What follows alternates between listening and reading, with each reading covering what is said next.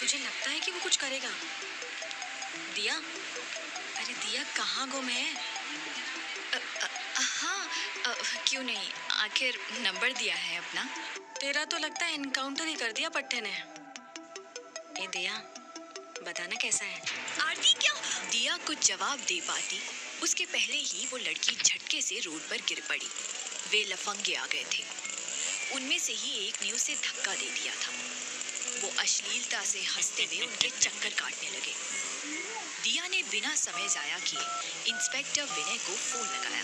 हो गया, लगे हाथ आर्मी भी बुला लो। दिया शांति से खड़ी थी और अपनी सहेलियों को भी शांत किए थी।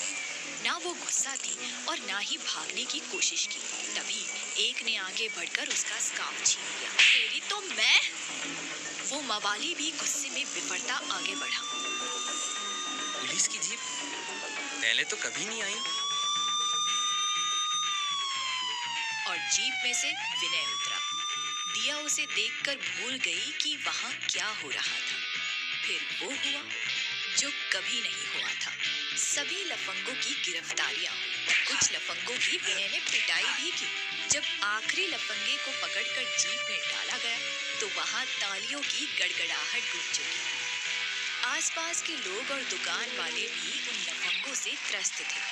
आप में से किसी को कंप्लेंट दर्ज करानी होगी। सारी लड़कियां तैयार हो गईं। दिया ने सबको आंख तरेर कर देखा।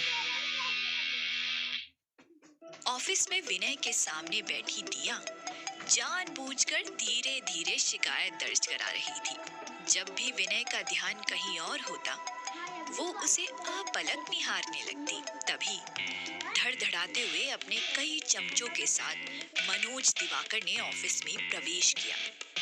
मनोज दिवाकर, वे लफंगे जिस पार्टी के कार्यकर्ता होने का दावा करते थे, मनोज दिवाकर उसी पार्टी के लीडर का बेटा था। उसे अपने उन लफंगे दोस्तों का गिरफ्तार किया जाना खल गया था। दूसरी तरफ इंस्पेक्टर विनय भी बहुत ईमानदार और कर्मठ था। 3 साल की नौकरी की अवधि में ही 3 बार ट्रांसफर हो चुका था। मेरे आदमियों को अभी का भी लॉकअप से बाहर निकालो। अगर नहीं निकाला तो? जानते नहीं मैं किसका बेटा हूँ? ये तो मैं जानता हूँ, लेकिन तुम नहीं जानते कि मैं कौन हूँ। अधिक पुलिस या रौब दिखाया तो अच्छा नहीं होगा तुम्हारी नौकरी के लिए, समझे? और तुमने अपने पिता का रौब झाड़ा तो ये अच्छा नहीं होगा तुम्हारी सेहत के लिए। दफा हो जाओ, नहीं तो मैं तुम्हें भी गिरफ्तार कर लॉकअप में डाल दूंगा। विनय के तेवर देखकर मनोज दिवाकर ने वहाँ से खिसकने में ही अपनी भलाई समझी। जा रहा हूँ इंस्पेक्टर, लेकिन तुम्हें नहीं छोड़ूंगा। आज के तुम्हारे व्यवहार की सजा तुम्हें जरूर मिलेगी। लेकिन जाते जाते भी अपनी अकड़ दिखा गया। अरे चाचा। दिया मुक्त भाव से लगातार इंस्पेक्टर विनय को देखती जा रही थी। Hello madam. हाँ, दरअसल मैं मनोज दिवाकर और उसके लफंगे दोस्तों के प्रति आपके रुख से काफी प्रभावित हुई। आपने हम लड़कियों की हेल्प करके एक नेक काम किया है। ये मेरी ड्यूटी है मैडम। देश के हर एक नागरिक को बराबर सुरक्षा देना पुलिस का कर्तव्य है। थैंक्स, अब चलती हूँ। बाय। बाय। वो आगे भी शिकायतें लेकर आती रही और विनय कार्रवाई करता रहा।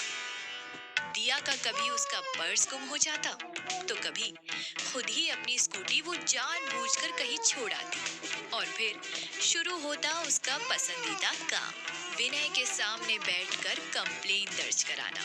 पर हमेशा उसी का सामान चोरी हो ये जरूरी तो नहीं, लेकिन उसने उसका भी तोड़ निकाल लिया था। एक दिन अपने वॉचमैन को लेकर पहुंच गई पुलिस स्टेशन और विनय के सामने बैठकर उसके बेटे के गुम होने की रिपोर्ट लिखाने लगी। सॉरी, जब तक इनके बेटे को गायब हुए 24 घंटे नहीं हो जाते हम गुमशुदगी की रिपोर्ट नहीं लिख सकते। अरे साहब जी, बेवड़ा आवारा है एक नंबर का, बड़ा होगा कहीं। हम तो बोले भी दिया बिटिया को कि लौट आएगा, पर ये मानी नहीं। वो तो पहले भी तो गायब हुआ है। ओह, लेकिन आपने ये मुझे नहीं बताया था कि वो पहले भी गायब हो चुका है। अच्छा, ठीक है, मैं 24 घंटों के बाद आती हूँ। देख लीजिएगा सर, 24वां घंटा बीतेगा भी नहीं और वो फिर से यहाँ होगी। विनय उसे जाते देखता रहा। एक दिन सुनसान कॉलेज के ही एक खाली क्लासरूम में उसने नेहा को पीछे से आकर दबोच लिया, पर मौके पर ही लाइब्रेरी से निकल रही दिया और उसकी 2 और सहेलियों ने देख लिया ये सब। वे दोनों तो डर कर भाग गईं, पर दिया ने हिम्मत करके शोर मचा दिया। कहानी जारी रहेगी।